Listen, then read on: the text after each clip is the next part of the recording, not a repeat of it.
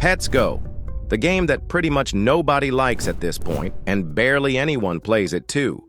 In less than a year, it kinda lost all of its players, and now most of the concurrent players are made up of bots. When you think it can't get worse, it still gets worse, hitting a new lower low pretty much every month. And I don't think even big games care about this game anymore. They probably update it only to get the last Robux from players possible before it completely stops being supported, and therefore not receiving any updates. So I think it's worth starting with the most recent event that happened in this game, the Season 2 of Pets Go. Or actually, it did not happen yet. Back on May 23rd, in the developer blog, as well as in the game itself, there was this thing with a timer on top that was counting down until 30th of May. But you know what happened on the 30th of May? The game received another Garden update, and in the developer blog they said that Pets Go Season 2 will for real this time come out in a week. And the week have passed, and the game got an Aura update. There is no longer a timer where it used to be, so does that mean Pets Go Season 2 was just about auras? Nope, it wasn't. Despite the Aura update looking like the thing that was meant to happen for Season 2 of the game, it is in fact not the Season 2 update. On Twitter, Big Games made a post about Aura update and later replied that Season 2 have been postponed indefinitely, and with Pets Go already having a very bad reputation, you can see why people did not like this either. And the Aura update itself wasn't really that big. This is literally the entire blog, without including the pets and exclusive Robux stuff. But what makes this worse is obviously Aura update being released instead of the Season 2 that should have been out a week before the Aura update originally. But moving to a different topic, the bots. As I already showed earlier in this video, Pets Go has many bots, always had many bots. And the servers you are seeing right now is during 12,000s of concurrent players, by the way. So lately, a very popular topic has been the bot ban wave stuff. Roblox upgraded their Modify It client detection, or just simply a thing that detects if a player uses exploits. Since every bot uses exploits to be fully automatic, this caused multiple bot ban waves recently. And those ban waves can be pretty big. Like for example, Bubblegum Simulator went from 170,000 to 50,000 of concurrent players in less than 24 hours. And I can tell that those ban waves did Pets Go very dirty. For almost 3 days non-stop, the game had less than 10,000 of players. And the crazy part was that at one point it went below 5,000 of players, and even when it was at about 6,000 of players, it still had many bots in the servers. I even made a community post on my channel because I was genuinely surprised to see how little amount of players this game has at this point. If I had to guess, it probably had 2,000 of real players at that point. And funny enough, at this point, even Big Paintball 2 might have more actual players than Pets Go, despite getting only one update in the past year. And I remember making a Pets Go video not too long ago thinking 24,000 players was really bad.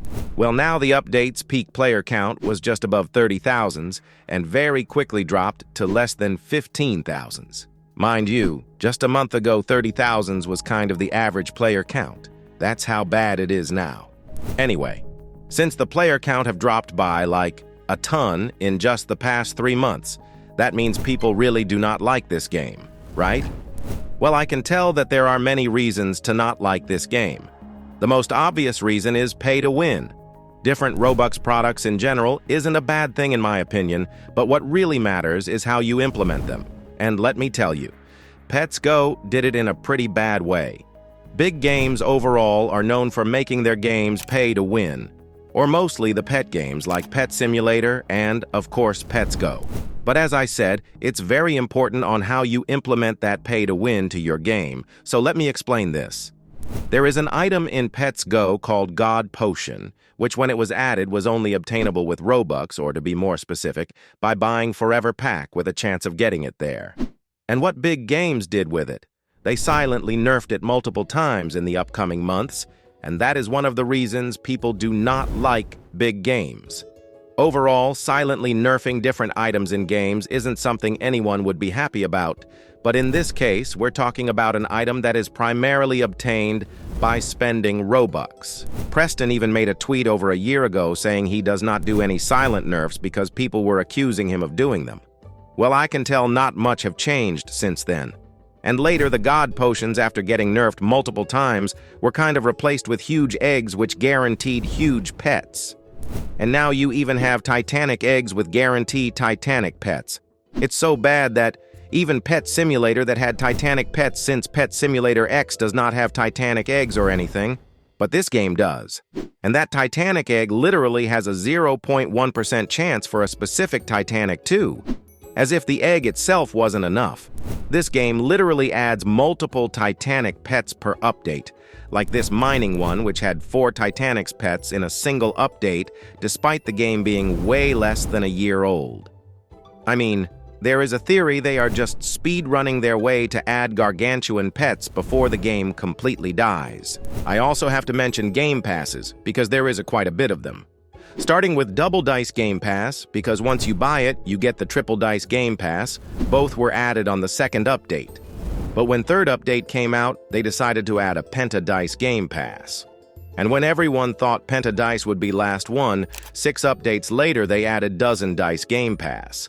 That is 4 game passes for just extra dice rolls, over 7,000 Robux for all of them, by the way. There are more game passes which are more or less OP like Diamond Printer, but I think the extra dice ones were the worst ones to be added. This game has one of the worst pay-to-win histories being ever made in terms of how insane it is, and you could even say how unfair it is for both those who spent their Robux and free-to-play players. Even some of their partners like Nightfox are glad they quit the game. That's how out of hand it is. And with that, it's really not a surprise so many people quit playing this game, especially in the past few months with the game continuing to get new Robux products.